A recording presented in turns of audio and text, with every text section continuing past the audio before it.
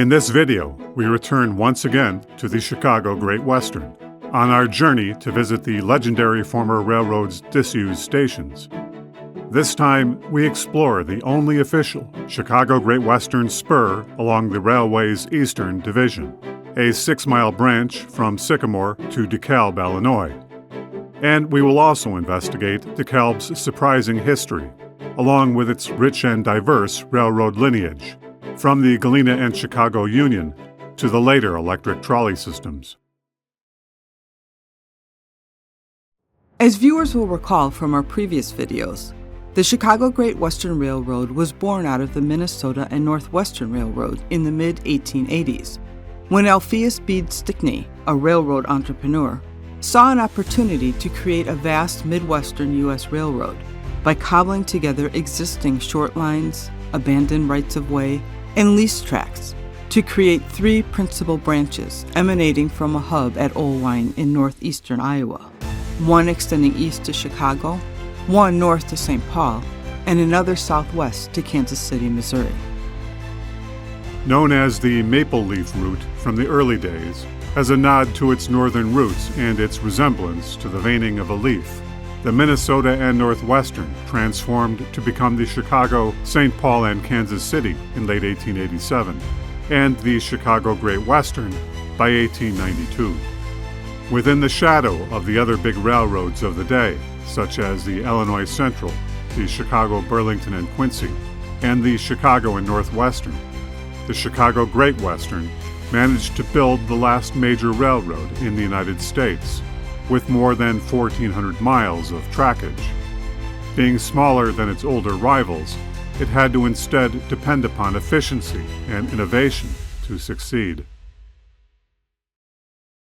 As the Great Western had purchased and reused the Chicago, St. Charles, and Mississippi airline right-of-way, a failed railroad from the 1850s, the CGW crossed the Fox River at St. Charles, Illinois, and then passed through northern DeKalb County via Sycamore, then traversing through northeast Ogle County on its way to the Mississippi River, crossing at Dubuque, Iowa. It thereby bypassed some of the emerging and important communities to the north and south of the line, including the city of DeKalb. In most cases, the Chicago Great Western avoided creating spurs to these bypass locations, instead encouraging small private railways to create branches to connect with their main line. However, for the city of DeKalb, the Chicago Great Western seems to have made an exception. In March of 1895, several years after the building of the CGW Railway, articles of incorporation for the DeKalb and Great Western Railroad were filed in the DeKalb County Recorder's Office at Sycamore. With a capital stock of $100,000, about $3.5 million today, incorporators included John L. Pratt, a 50-year-old Sycamore attorney and an official of the Chicago Great Western Railroad, 49-year-old Edward C. Lott, an industrialist and, at that time, the mayor of DeKalb, 33-year-old Raymond Dupuis, the general manager of the Chicago Great Western, Frank M. Montgomery, a 31-year-old Chicago contractor, and Robert C. Wright, a Chicago Great Western executive. Dupuis, who was also a civil engineer, immediately began to work on the new 6-mile spur from the Chicago Great Western Sycamore Station to DeKalb, the proposed route starting at a point 1,600 feet west of the CGW depot in Sycamore, skirting the west end of town before curving back to the east, then passing over the Northern Illinois Railroad line before running parallel with that line until entering DeKalb from the east, then running west along Oak Street to the DeKalb Terminal near 5th Street. The prevailing view of the DeKalb and Great Western Board was that the relatively flat topography of the DeKalb County Plains would make for an easy build, with minimal grading required, and they expected to complete the road by the middle of the summer. However, purchasing railroad rights-of-way could sometimes be a tricky affair. Although the new railroad quickly closed many deals with property owners along the proposed route by the end of April, there were still more than 15 individuals who had yet to accept the railroad's offers. Condemnation suits were quickly brought by the Chicago Great Western attorneys.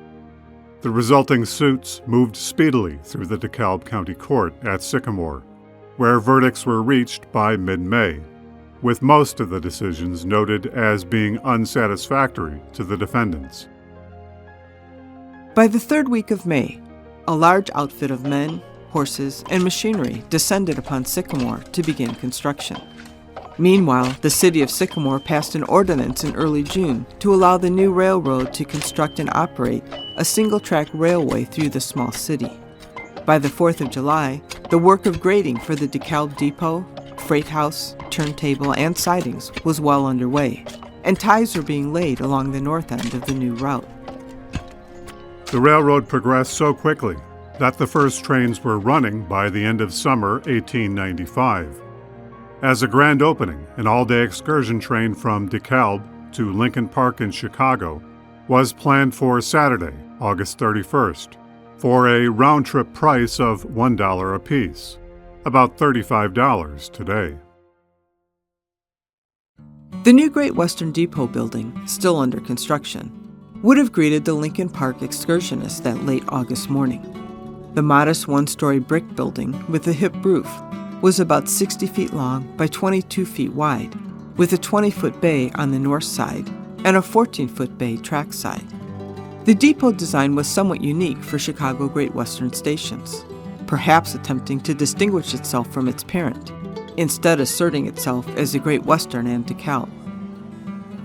In spite of inclement weather, more than 1,000 people assembled at the DeKalb depot to ride the brand new road, departing the station on time at 7:30 a.m.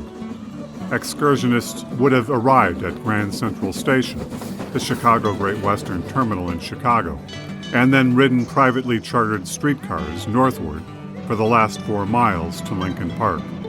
After several hours at the park and nearby environs, the excursionists departed at 6:30 p.m., reaching the DeKalb Station by 9:30 p.m. Newspapers reported that everybody was as happy as larks in a clover field, and that not a single thing occurred to mar the trip in any way.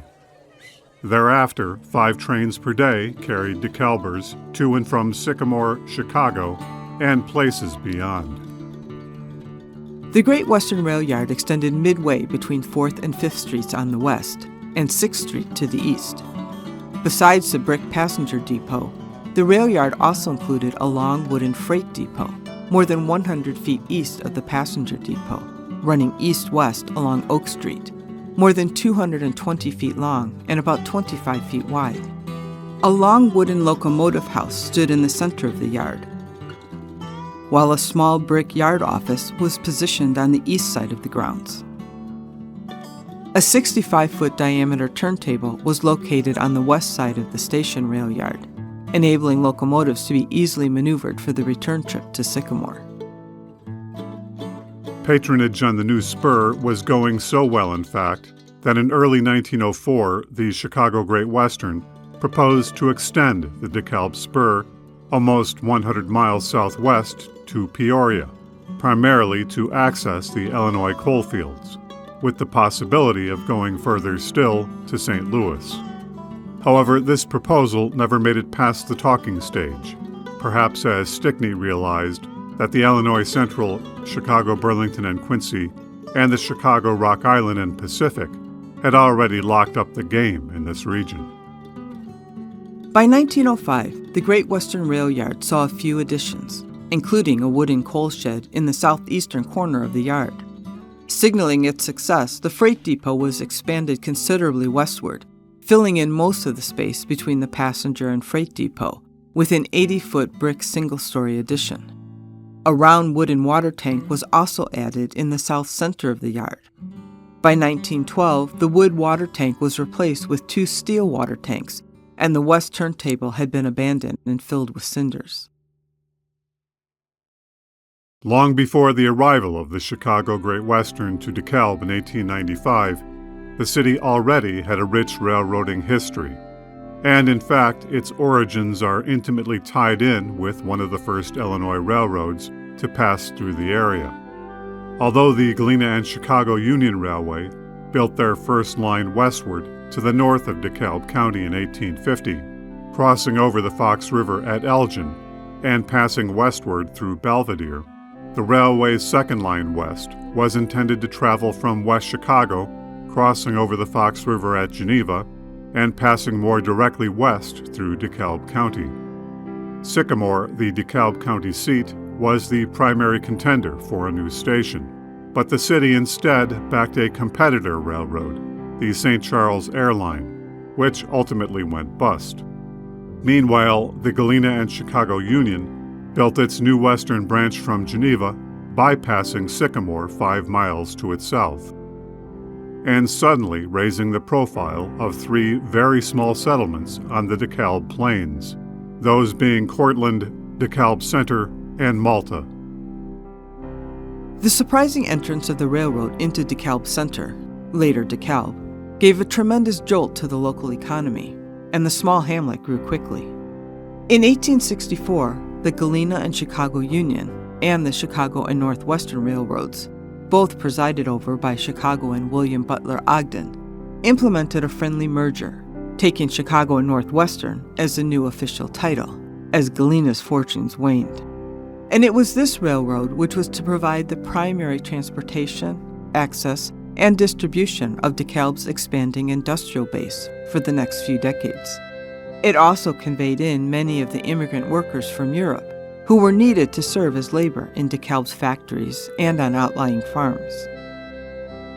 But the DeKalb railroading ecosystem was far from finished by the end of the 1870s.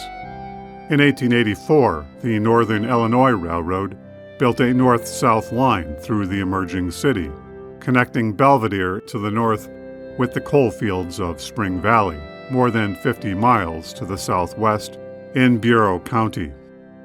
The all-consuming Chicago and Northwestern promptly bought the Northern Illinois Railroad just 4 years later in June of 1888.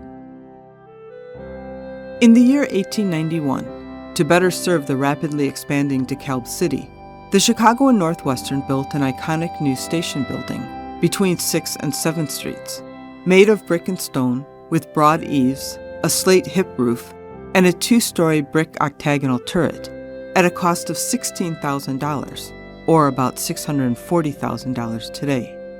It became a centerpiece for the extensive rail yards of the city's industrial midway.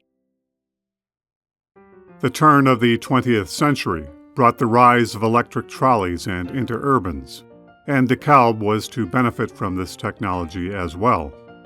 In the spring of 1902, an electric trolley franchise was granted to the DeKalb County Light, Heat, and Traction Company, the electric power utility for both Sycamore and DeKalb, which had plans to mirror the route of the Chicago Great Western Spur, except with an electric interurban railroad, traveling along existing roads and highways. Within 6 months, by December 15th, the new trolley system was constructed and in operation, with the first cars running between Sycamore and DeKalb. The interurban offered reliable service every half hour most days of the week, with equipage of 3 passenger cars and several open summer cars. The route went from the intersection of Main Street and State Street in Sycamore, west to Center Cross Street, where it turned south, then turned southwest along DeKalb Avenue, Illinois Highway 23, along which it traveled for nearly 4 miles. The trolley entered the northeast side of DeKalb on 13th Street, then turned west onto Pleasant Street, south along 10th Street, west along Oak Street, passing directly past the Chicago Great Western Station to 4th Street, where it turned south, before turning west again onto Main Street, proceeding to the Northern Illinois State Teachers College. The arrival and success of this interurban must have significantly eaten into the patronage of the Great Western Spur. As an added ride attraction, the Traction Company created an amusement destination, known as Electric Park, situated on the line between DeKalb and Sycamore. The venue, used for many large public summer gatherings and holidays, included a baseball diamond, a dance pavilion, a theater, and a picnic ground. Like Exposition Park near Aurora, which we discussed in a previous video, Electric Park 2 experienced an aeronautic tragedy. In early September of 1909, an experienced balloon ascensionist and aeronaut, 32-year-old Andrew Banker of Aurora, plunged to his death in front of a crowd of 4,000 spectators when his parachute failed to open. Another steam locomotive railroad entered DeKalb in late 1904, the Illinois, Iowa, and Minnesota, which was one more north-south line, an outer belt line of the Chicago area running from Kankakee to Rockford. This line was taken over by the Chicago, Milwaukee, and Gary Railroad in 1909, eventually becoming part of the Chicago, Milwaukee, St. Paul, and Pacific in 1922. And finally, in 1905, yet another railway, the Chicago, Aurora, and DeKalb Interurban, opened for business, initially using steam, then gasoline, then electricity for its motive power. This was a connecting line from the Aurora, Elgin, and Chicago, and entered DeKalb from the southeast, along Illinois Route 38, with a terminal at 4th Street. The heart of DeKalb, the extensive industrial rail yards between Oak Street to the north and Lincoln Highway to the south, was driven by the lively and constant cadence of steam-driven trains and electric trolleys arriving and departing the city during the first few decades of the 20th century. But as automotive technology gained traction, its way paved by the expanding network of taxpayer-financed roads, the fortunes of all railroads suffered. Passenger ridership on trains fell off significantly, and for freight business, railroads found themselves competing against automotive trucking companies that did not have to contend with the upkeep and maintenance of a private railroad. The first of all was the Chicago, Aurora, and DeKalb Electric Interurban, which went bankrupt in 1916, followed by its abandonment in 1922. A few years later, the DeKalb Sycamore and Interurban ceased operations in April of 1924. By 1937, the venerable Chicago and Northwestern discontinued passenger service along their Sycamore-DeKalb route. Several years later, in 1947, the Chicago, Milwaukee, St. Paul, and Pacific abandoned its route between DeKalb and Aurora. The Chicago Great Western, meanwhile, its daily traffic reduced to a single train per day, vacated its separate trackage between Sycamore and DeKalb, instead leasing and sharing the Chicago and Northwestern tracks between the two cities. By 1956, the Chicago Great Western eliminated its passenger service entirely along much of its eastern division. What remained of the Chicago Great Western Trackway, in both DeKalb and Sycamore, was turned over to the Chicago and Northwestern in 1968. Then, in late March of 1971, the Chicago Great Western Depot buildings, both passenger and freight, were demolished by the railroad when the DeKalb Fire Department declared these structures to be public safety hazards. Today, the former Chicago Great Western Depot site and rail yard along Oak Street has been paved over for parking lots and garages.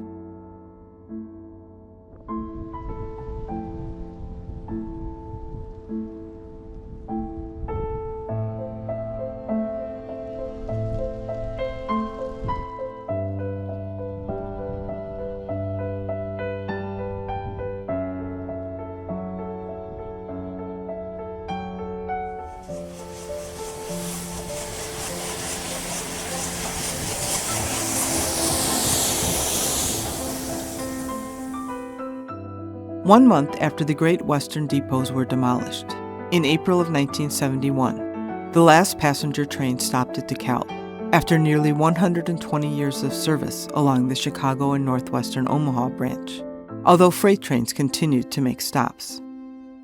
In 1995, the Chicago and Northwestern was sold to the Union Pacific Railroad.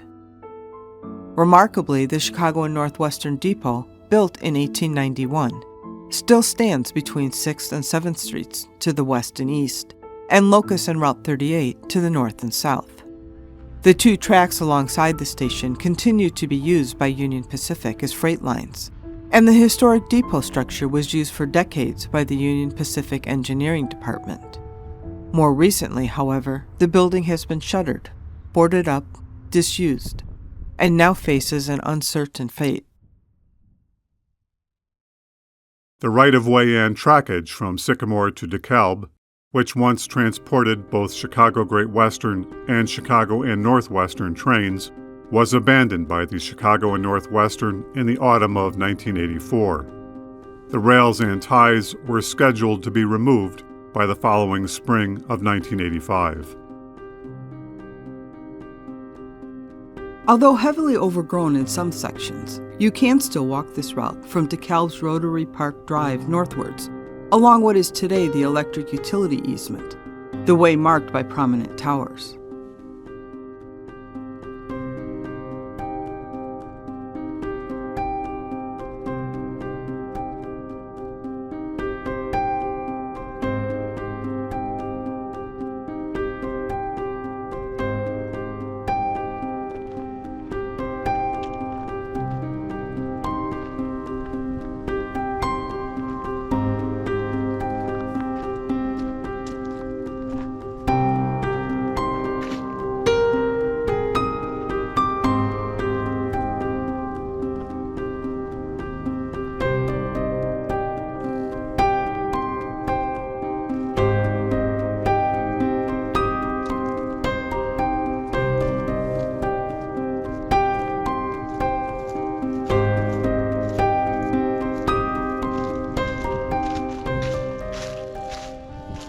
Here and there, you can still see bits of concrete, decaying railroad ties, old signal bases, all remnants of the former railroad.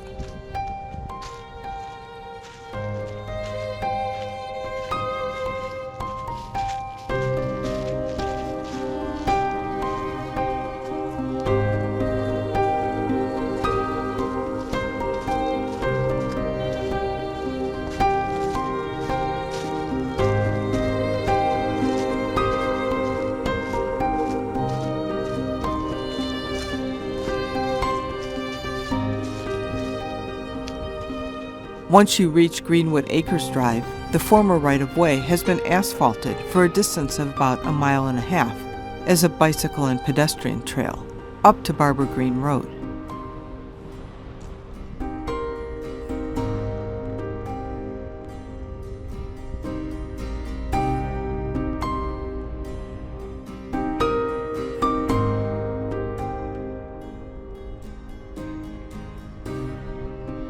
Along the right-of-way are signs of the corridor's industrial past, as the railroad once served many factories and plants lining its route.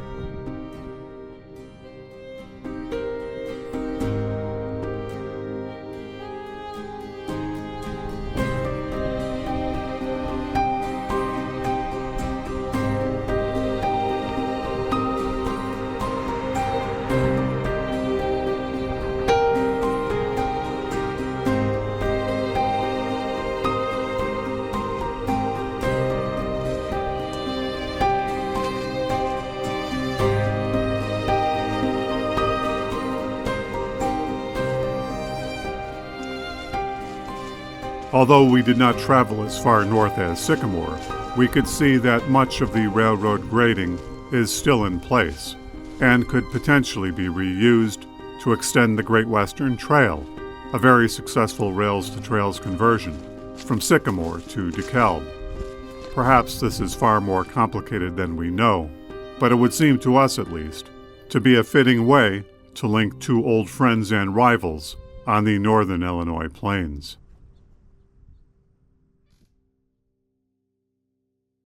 The area around the city of DeKalb was first settled in the mid to late 1830s, in the first few years after the Black Hawk Rebellion and the forced removal of indigenous people from northern Illinois. DeKalb County was formed and incorporated in March of 1837, carved out of Kane County. Its name was attributed to Baron Johann DeKalb, a German military general and nobleman who came to assist the colonies in the American Revolutionary War. He was killed in South Carolina in August 1780 at the Battle of Camden, when his horse was shot out from under him, and he thereafter sustained multiple gunshot and stab wounds. He died at the age of 59. Russell Huntley is generally credited with being the first permanent Euro-American settler in the vicinity of DeKalb City, arriving in 1838. The south end of the large grove of trees that followed the south branch of the Kishwaukee River came to be known as Huntley's Grove. Huntley was then about 30 years of age when he first arrived, originally from the state of New York, or possibly New Hampshire. He was said to be representing Eastern capitalists in search of investments, including timberland and wood mills.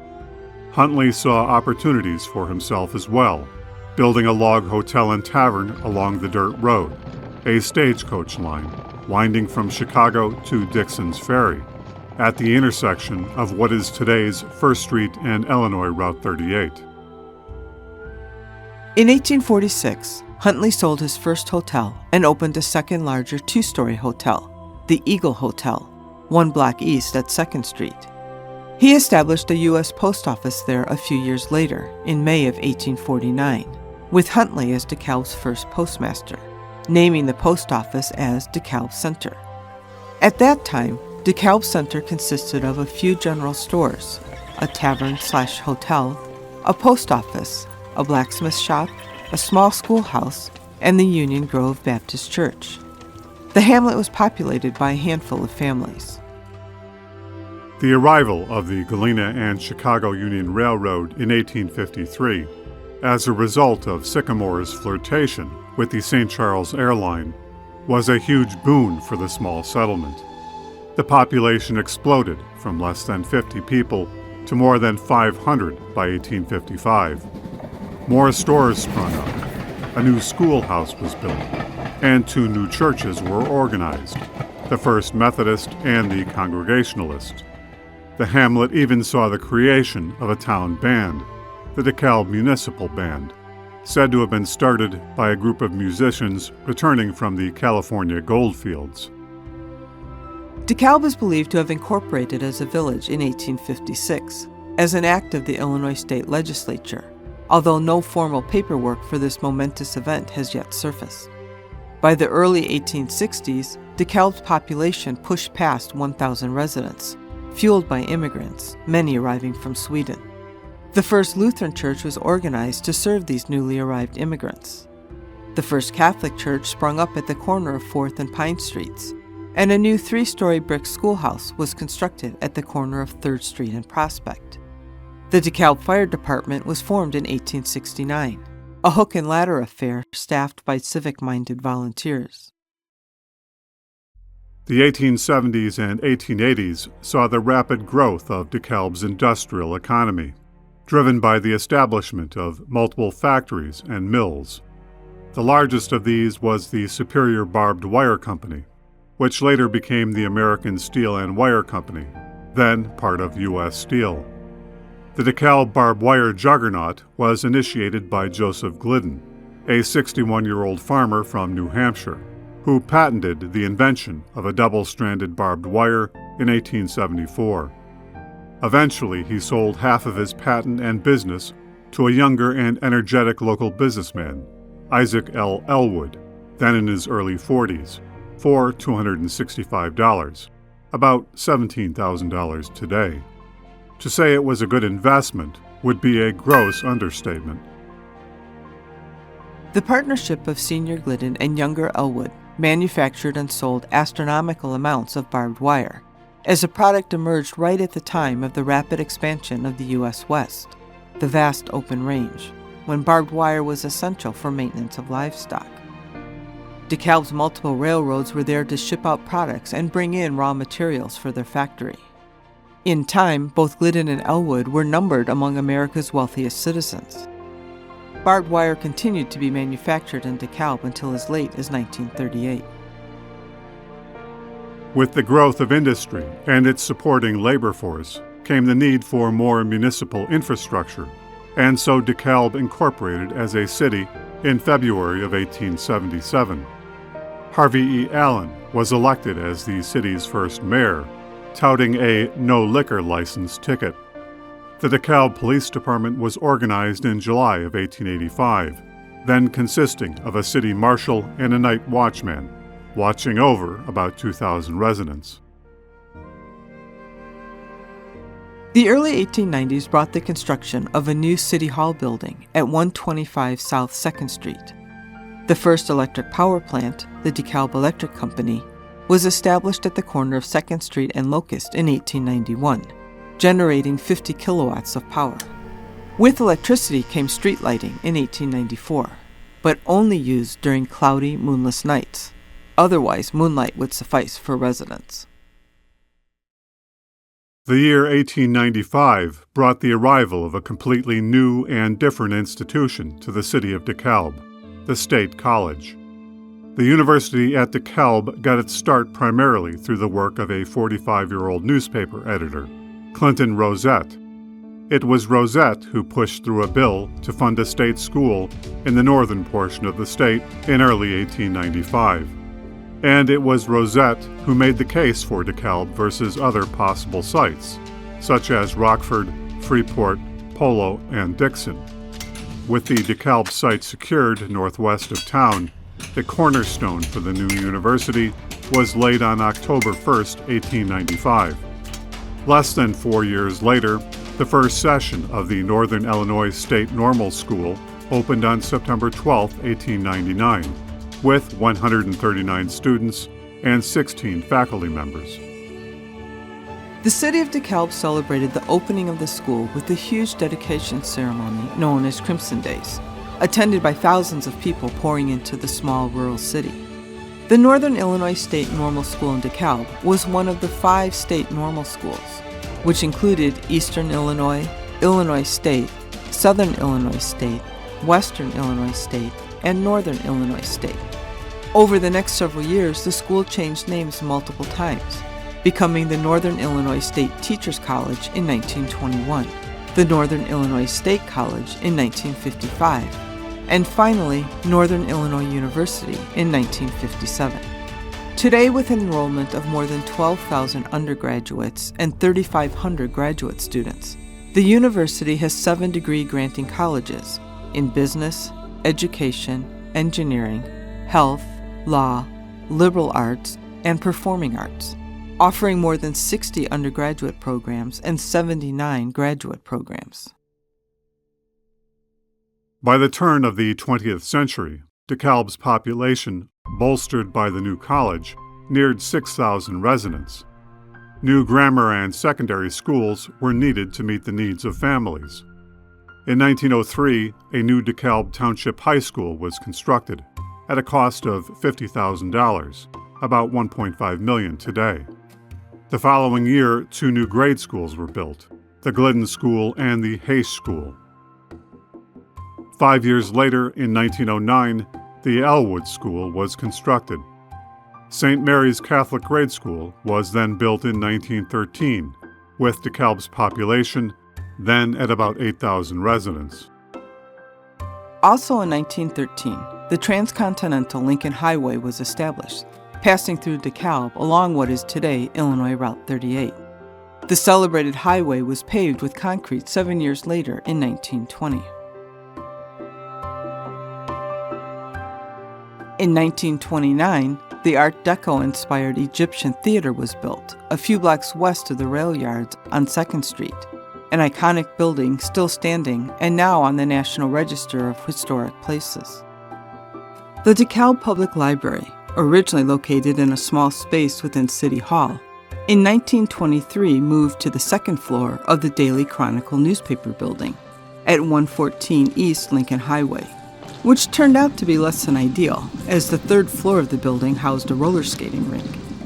In order to escape the constant drone of roller skating from the ceiling above, in 1931, the city's public library moved into a beautiful new building at 309 Oak Street, dubbed the Hayes Memorial Library in honor of its primary benefactor, local wealthy resident Jacob Hayes. The Great Depression during the 1930s saw the creation of another major innovation from DeKalb, when Northern Illinois State College led the development of commercial hybrid corn. Due to their high-yield properties, these seed variants dominated American farmlands for the next 4 decades or more, making farms more profitable and food more plentiful. Also in the 1930s, the DeKalb Park District was established, with 4 parks and a swimming pool. Over the next 4 decades, DeKalb's population quadrupled in size by 1970, aided by the post-war baby boom, expanding beyond 32,000 residents. Interstate Highway 88, part of the Illinois tollway system, was constructed along the south edge of the city in the 1970s, which benefited both the city and the university. Today, DeKalb boasts a population of more than 40,000 residents, 1,000 times larger than Huntley's quiet little grove of 175 years previous. Its infrastructure has grown accordingly, with 11 public schools and 1 private, a modern police force with 65 officers, 3 well-equipped fire stations, an expansive public library, and a park district managing more than 40 parks. The city's largest employer by far is Northern Illinois University, followed by Northwestern Medicine, General Electric, and Monsanto. This surprising city, seeded by railroads, rising from cornfields, now at the edge of the ever-expanding Chicago metropolitan region, continues to celebrate its rural and agricultural roots with its renowned Corn Fest, held every year in August.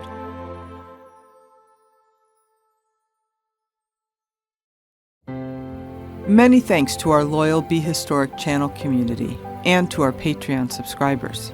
We could not have made this series without their ongoing and generous support.